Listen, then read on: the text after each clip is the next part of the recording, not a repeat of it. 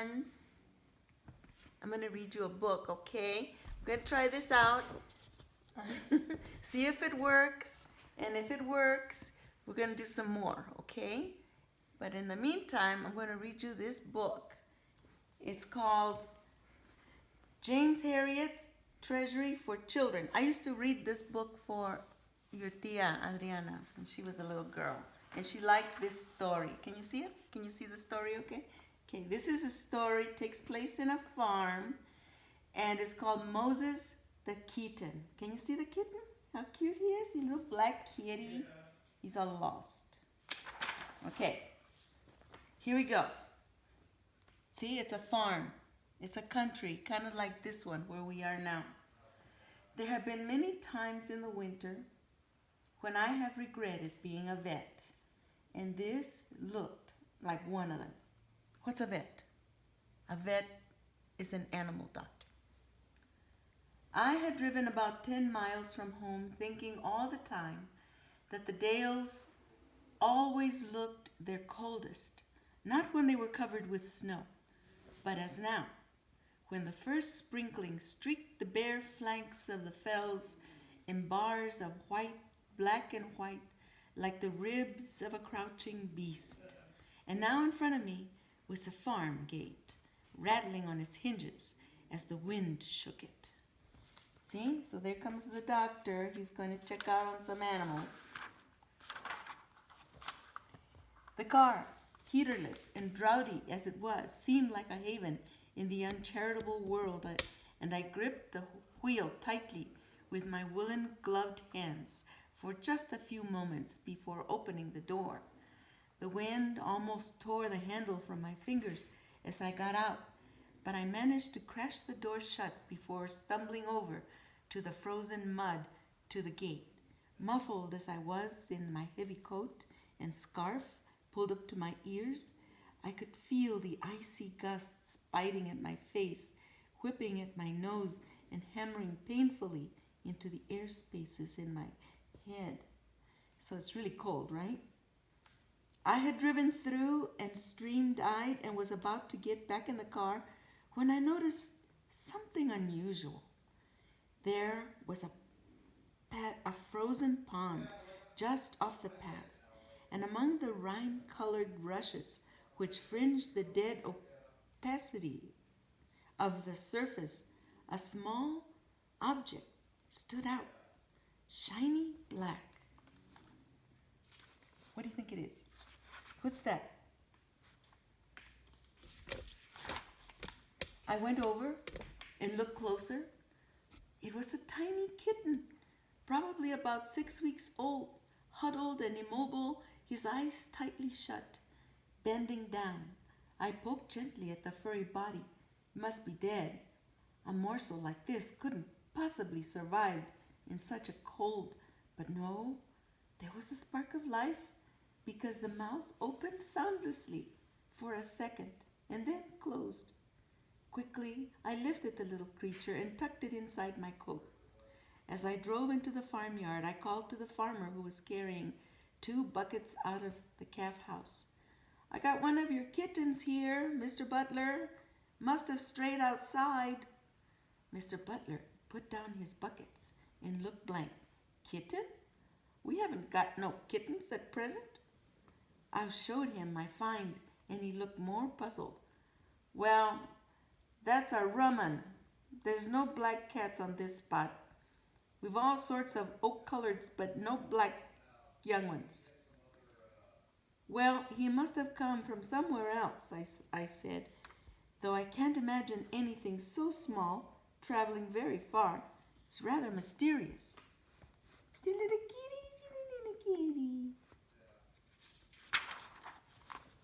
I held the kitten out, and he engulfed it with his big, work-roughened hand. Poor little beggar, he's only just alive. I'll take him into the house and see if the missus can do something for him. See the dog? Who's he look like? Who does that dog look like? Look at that tail. Does it remind you of some other dog around here? In the farm kitchen, Mrs. Butler was all concerned. Oh, what a shame. She smoothed back the bedraggled hair with one finger.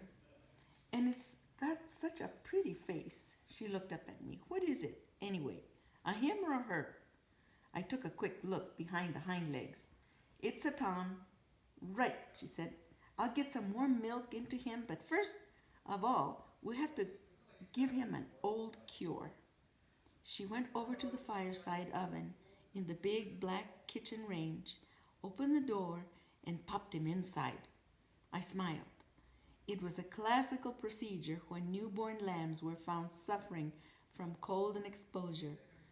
Into the oven they went, and the results were often dramatic. Mrs. Butler left the door partly open, and I could see the little black figure inside. He didn't seem to care much that it was happening to him. Here, point it. See, there he is. He's inside the little tiny little oven. See, the fire is over here, and there it's nice and warm. And there's the other kitty. What's that?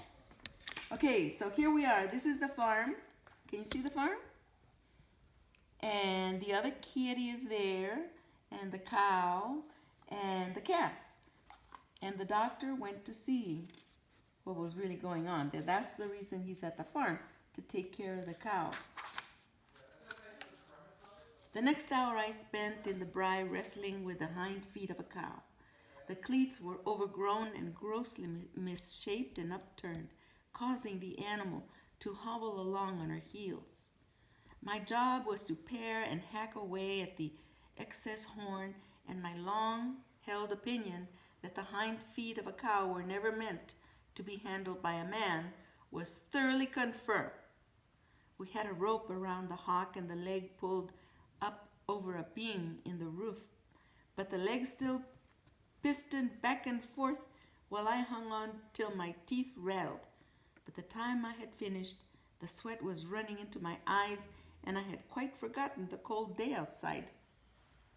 So what were they doing to the cow? They were fixing her feet, her nails. Still, I thought, I eased the kitten's kinks from my spine. When I had finished, there were compensations. There was a satisfaction in the sight of the cow standing comfortably on two almost normal-looking feet.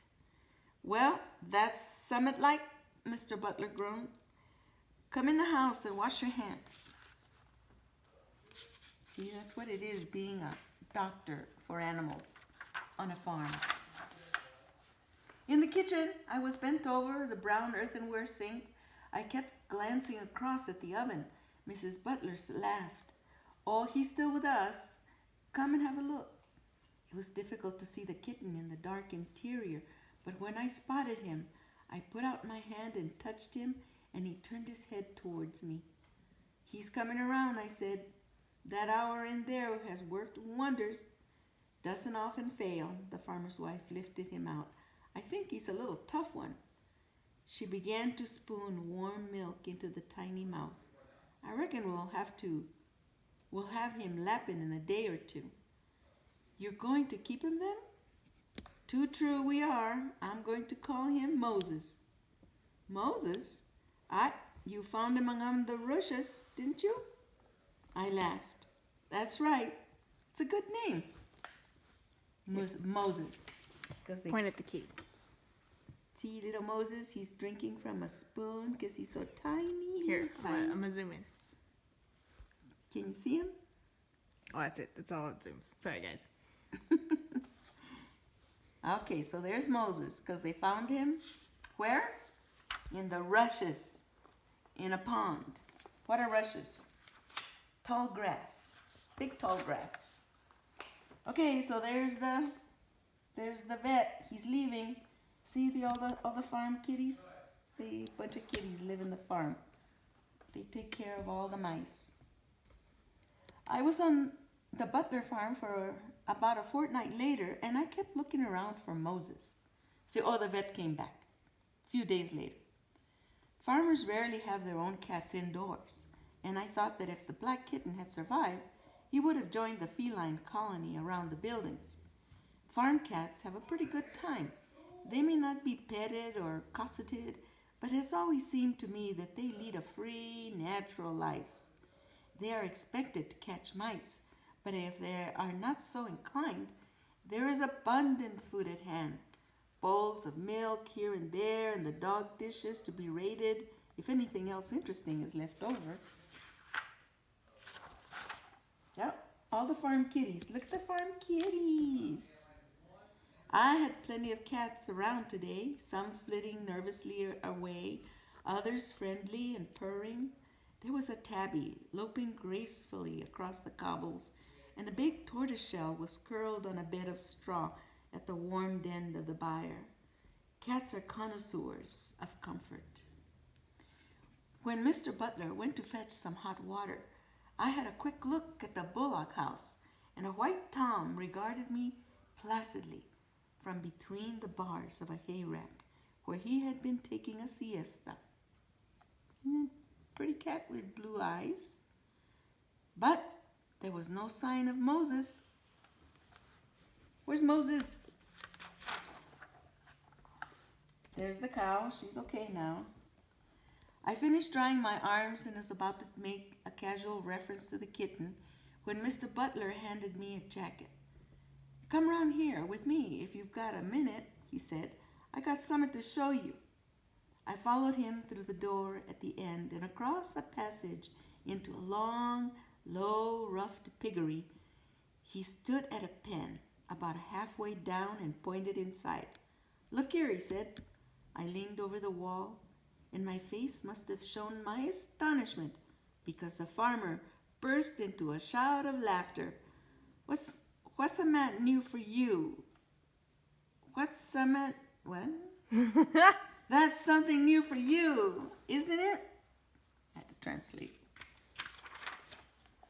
Look at that. Look at See the mama pig and all the little piggies. And who's right there in the middle? Who's that? Moses. He's having mama milk. Lechita. I stared unbelievingly down at a large row of stretched out comfortably on her side, suckling a litter of about 12 piglets, and right in the middle of the long pink row, furry, black, and incongruous, was Moses. He had a teat in his mouth and was absorbing his nourishment with the same rapt enjoyment as his smooth-skinned fellows on the other side. "What the devil?" I gasped. Mr. Butler was still laughing. "I thought you'd never seen anything like that before." "I never have. Any road." "But how did that happen?" I still couldn't drag my eyes away. "It was the missus' idea," he replied. "When she'd got the little youth lapping milk, she took him out to find the right warm spot for him in the buildings. She settled on this pen because the sow, Bertha, had just had a litter and had a heater in it and was grand and cozy." I nodded. "Sounds just right. Look at the mama pig. Her name is Bertha. And all the little piglets. Look at that. And there's Moses. He's full now.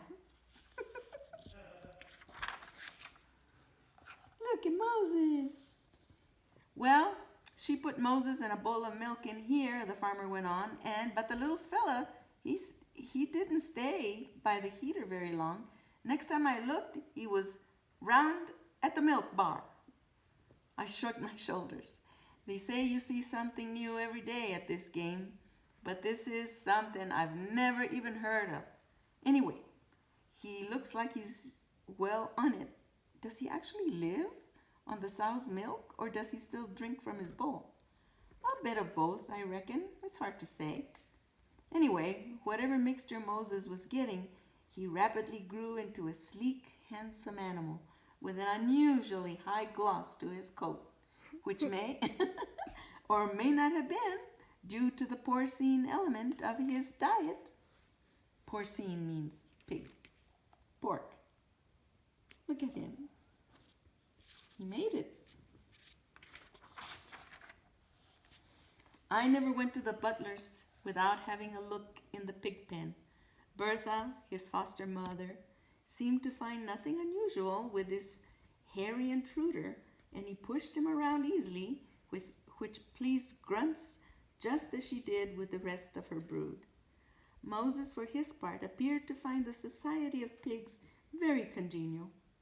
When the piglets curled up together and settled down for a sleep, Moses would be somewhere in the heap, and when his young colleagues were weaned at 8 weeks, he showed his attachment to Bertha by spending most of his time with her. Aw, kitty. Look at what a beautiful farm. And it stayed that way over the years. Often he would be right inside the pen, rubbing himself happily along the comforting bulk of the sow. But I remember him best in his favorite place, crouching on the wall, looking down, perhaps meditatively, on what had been his first warm home. Oh, Mom. Don't cry. Don't cry. Don't cry. Don't cry. Are you gonna cry? I already did.